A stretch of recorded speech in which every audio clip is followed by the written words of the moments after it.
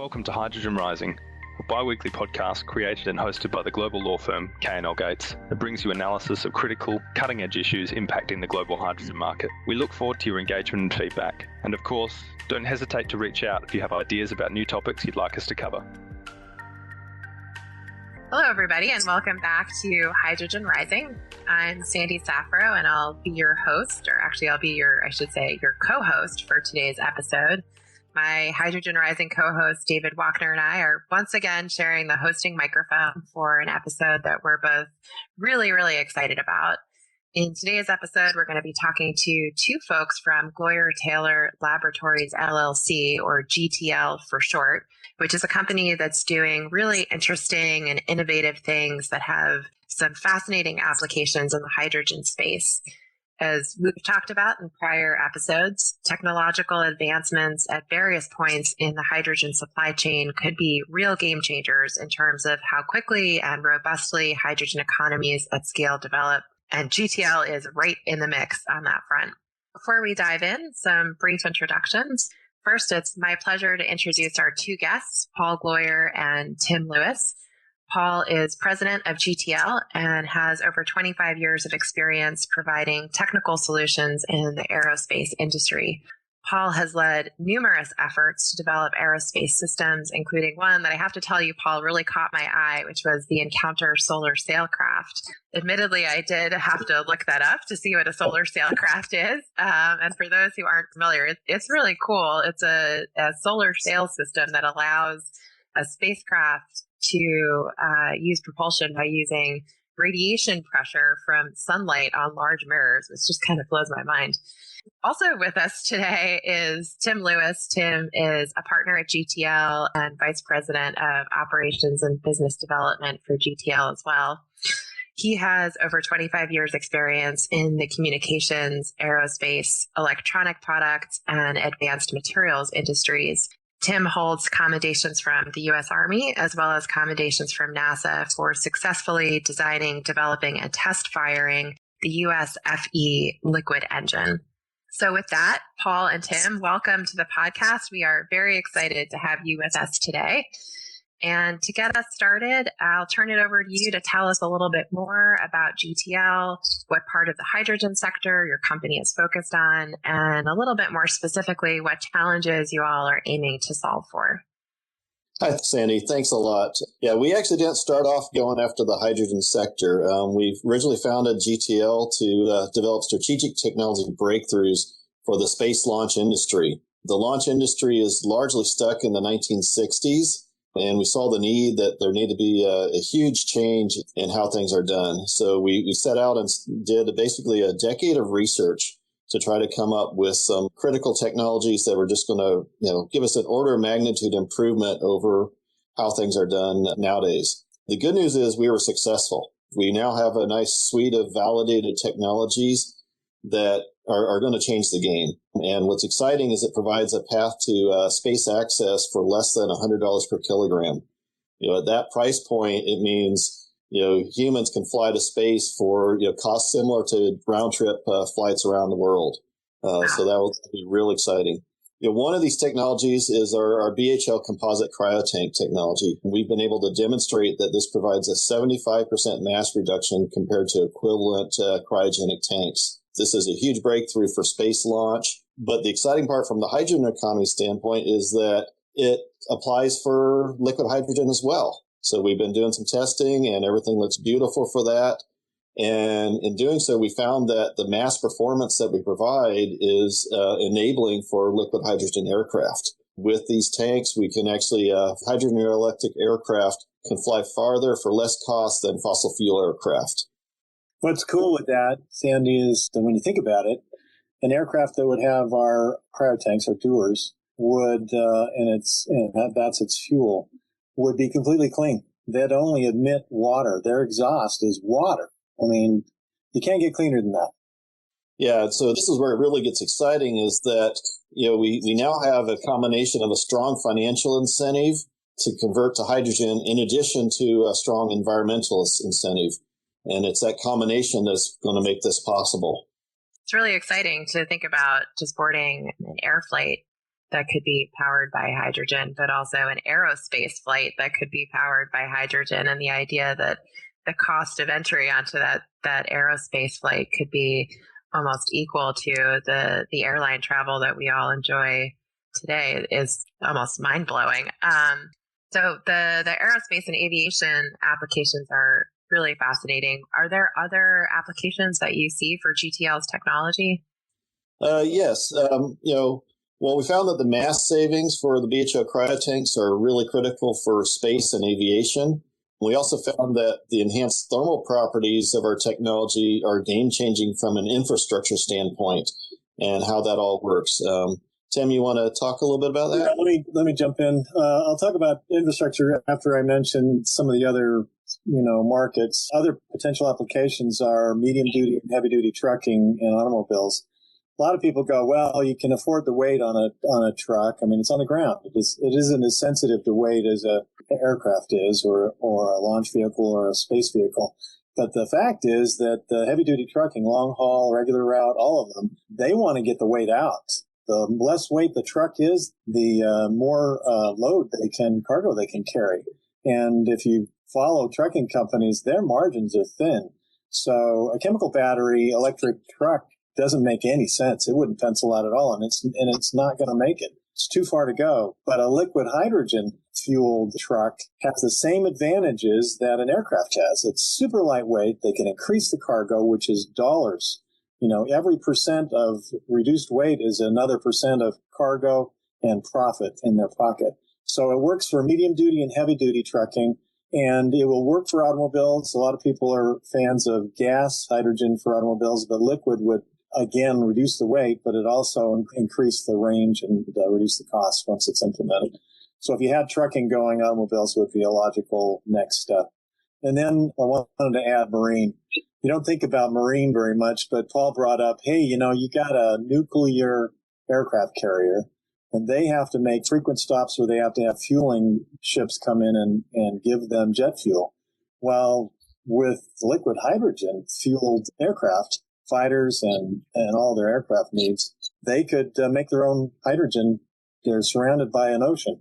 With nuclear power, you could make all the hydrogen you want. Therefore, they wouldn't have to stop, make it economical and cheap. So marine has a definite application as well. And then one of the big things, it's always the elephant in the room, is hydrogen infrastructure. There really isn't hardly any. And you're not going to be able to drive anywhere unless you can stop at the gas station and fill up with hydrogen propellant or fuel. The problem is it's just huge. There's tons of gas stations and the infrastructure is nationwide. But what's cool for us, what limits it is hydrogen boils off and it's expensive to transport. So what we found is our material with its thermal properties has almost zero thermal mass, which means it doesn't boil off. It has a 5 to 6 times less boil off, which means I can put in pipe, Dewar pipe. I can make trucks economically feasible with tanks with Dewars on them, and storage becomes a lot less expensive as well. So our technology applies across the board with not just the aircraft, spacecraft, launch vehicles, trucks, and automobiles, but the infrastructure as well. And if without the infrastructure, we don't have a hydrogen economy. Guys, welcome. This is David Wochner, and really glad to have you on. I've kind of been chomping at the bit to get in on the conversation. I think it's really interesting. A couple of points that stood out, I think, based on what both of you just said. Paul, I think you used the terminology game changing in terms of the technology, and Tim, the comment on utilizing your technology for other sectors, including marine over-the-road vehicles. We're talking about sectors that are, frequently described as hard to abate with regard to emissions, right? As we're talking about the energy transition and a cleaner environment, in particularly aviation and marine, I think are two areas where there's a lot of concern about how we do that. So I just think what you're talking about is exciting. I guess at a broad level, kind of following on that, recognizing the key point that infrastructure plays, as you just talked about. How do you see the economy developing at scale, basically, for hydrogen, and where are the biggest challenges, not just for your technology, but kind of more broadly for the industry? Yeah, the big issue that we see is that there's a chicken and egg problem. There's so little infrastructure out there right now because there's so little demand. But, we're actually excited that to be pushing into the small aircraft sector, because that provides an easier way to build the infrastructure. So instead of trying to build out the entire nation all at once, we can go in and build local infrastructure at specific airports, start getting flights back and forth between those, increase the demand to bring down the cost of the hydrogen, and therefore, spread to more and more airports and get more and more infrastructure, and just do this organically. And ultimately, you'll get to the point where we'll start picking up over-the-road trucking and personal cars, and at some point then we'll start getting the national pipeline system. The adoption problem is, a good analogy to go through is, for the availability and the adoption, is you can buy hydrogen today at space stations, space launch sites, and then they're in the numbers of tens. So they're not a big problem to get there. Even though it's expensive, they can put a storage tank there and make it happen. Airports are in the thousands, okay? And that, is an order of magnitude change, and that's a challenge. But gas stations are in the tens of thousands. So you have another order of magnitude to try and get there. And the logical steps that we see is to go to airports, get that infrastructure in place, get aircraft operating with, and we can retrofit those. That's one of our goals. And then move into gas stations is a logical 3-step process to get to the infrastructure that's needed.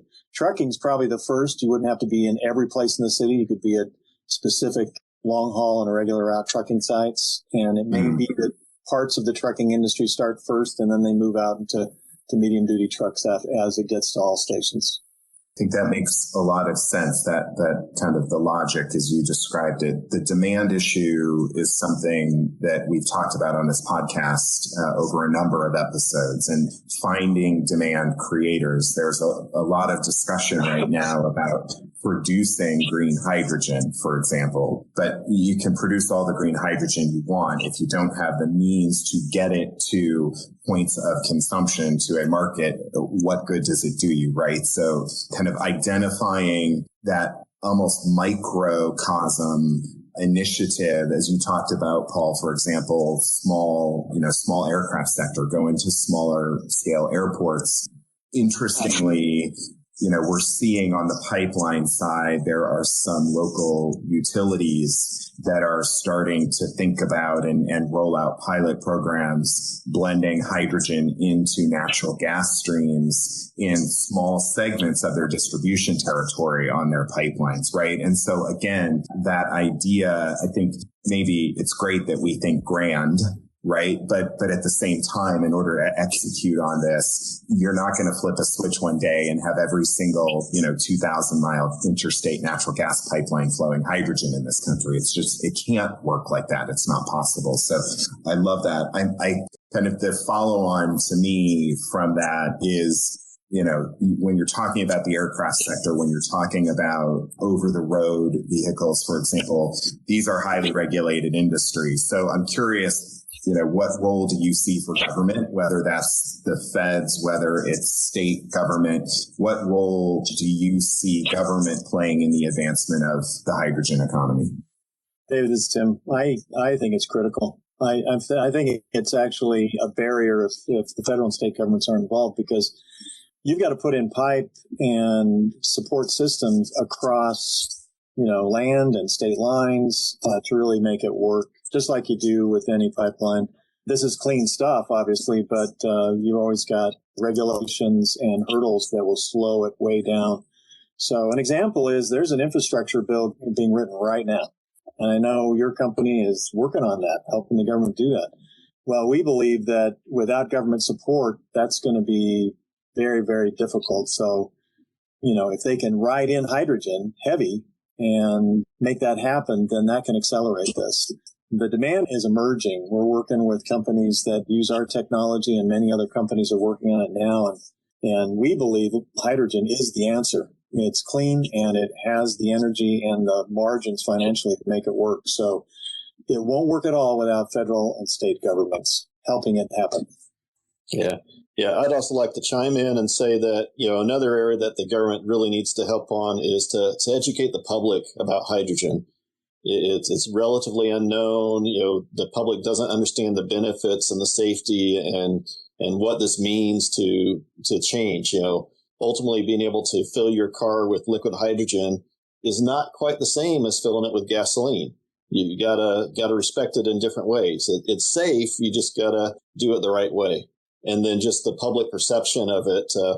There's a lot of pushback on pipelines. Pipelines are bad. Well, the right type of pipeline is good. So getting that message across to gather, national support will be real important as well. I agree with that, particularly working in the LNG, liquefied natural gas sector, for example.